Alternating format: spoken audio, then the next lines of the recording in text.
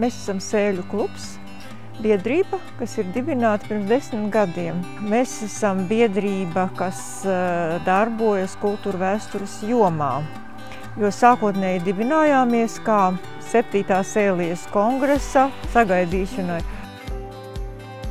Bet tas, ko mēs darām, tas ir vairāk izpēte un vietējo iedzīvotāju iesaistīšana un pārliecināšana, un arī pašvaldības pārliecināšana, ka šāda kultūra vēsturiska ēka ir nepieciešama vietējai kopienai, lai tā varētu attīstīties, ne tikai dzīvot šodienai, bet arī domāt par rītdienu. 9. gadā šo pamatskoliņu slēdza, un 10 gadus māja bija tukša. Ir daudz lietas, kas ir palikušas arī no muižas, kaut gan 100 gadi ir bijusi skola.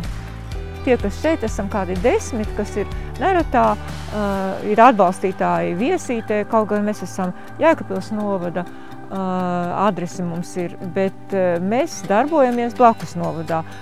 Tas arī ir vietējai attīstībai, Sēlijas attīstībai, lai katrs, kas šeit atbrauc, šo karogu ieraugot, nejautātu, kas tas jums par karogu, bet joprojām to jautā, un cilvēki nezina šo Sēlijas karogu, nepazīst, un mēs gribētu, lai tik tiešām tas, ko Sēlija ir sasniegusi, ka ir jau ģērbonis, ir karogs, jā.